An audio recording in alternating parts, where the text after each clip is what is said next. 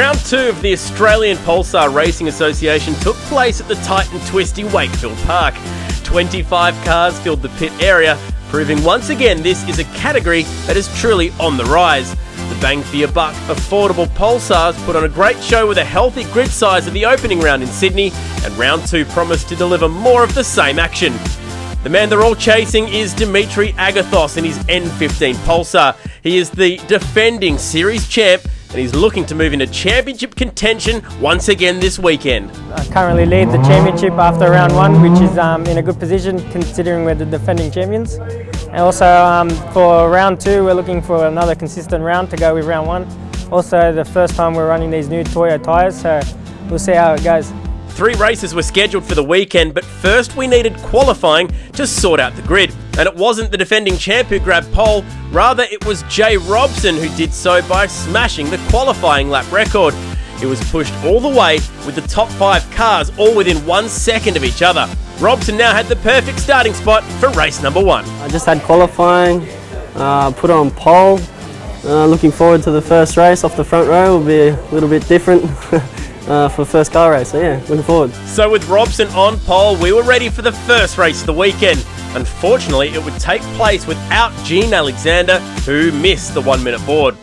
The pressure of starting from pole was too much for Robson, who rolled at the start of the race, earning himself a 5-second penalty to be added at the end of the race. But thankfully, he took the early lead and had a chance to try and build that 5-second buffer as the rest of the field squabbled for position around the tight Wakefield Park layout. The early part of the race saw Robson leading from Jordan Cox and his partner, Tyra Marinick, who had qualified an impressive third. Robson struggled to gap the field and eventually succumbed to the pressure, opening up the door for Jordan Cox, who gratefully took the lead a few laps in.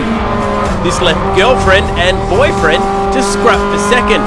Marinick saw the gap and went for it, trying to relegate her boyfriend and pole sitter back to third. She managed to sneak through, but disaster as the two make contact coming onto the straight and Tyra Marinick is spun around.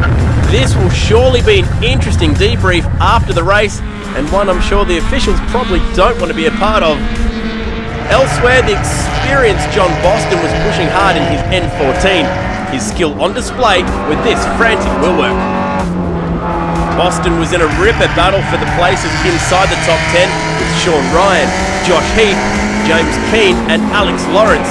The 4 of them driving like it's Parramatta Road down Wakefield Park's front straight.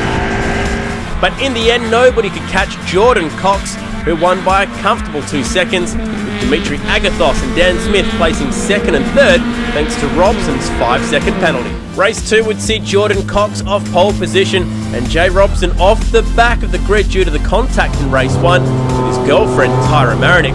Cox got the perfect start as the field whizzed through Wakefield's famous fast first corner. Knowing that he had to keep the pace up to run with the leader, Dan Smith overstepped his mark at the fishhook and ran it wide. Meanwhile, a good fight here between Sean Ryan and Josh Heath. Ryan looks down the inside of the fishhook and contact! Heavy contact as a matter of fact. It's a tight corner and this is often the case when trying to pass at the fishhook, but thankfully both cars can continue. Last lap and it's still Jordan Cox out front, looking to double up here this weekend, and he does so, leading from start to finish. Very close finish also for 3rd between Keane and Lawrence. Driver of the race has to be Jay Robson though. He drove from 25th to 9th, but congratulations to Jordan Cox, who has 2 wins to his name this weekend. Okay, time for the final race of the weekend. This is the trophy race, and once again it's Jordan Cox who has the pole position off the back of his win in race 2. Cox again nailing the start, leading the pack through the opening first few corners. This was exactly what he needed to do to have a shot at the 3rd straight win. Behind him, the field squabbled for position with Robson on an absolute charge. After starting out of P9, Robson keen to make up for his mistake in race 1 and was absolutely charging through the field, passing cars with ease. He has his sights set on making it into the top 3 in this, the final race. Elsewhere, Ben Silvestro is putting on a good show, passing plenty of cars in the number 85 N15. This is a difficult track to pass. It's very busy out there. Up front, Cox has a commanding lead, but there's a great fight for second between Marinick and Agathos.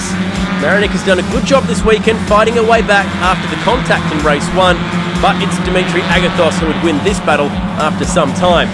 Meanwhile, Robson has caught the front runners and puts a move on his girlfriend, moves into third position. Oh, and there's drama at the fishhook between Mark Crutcher and Matt Dickey. The fishhook has claimed a few this weekend.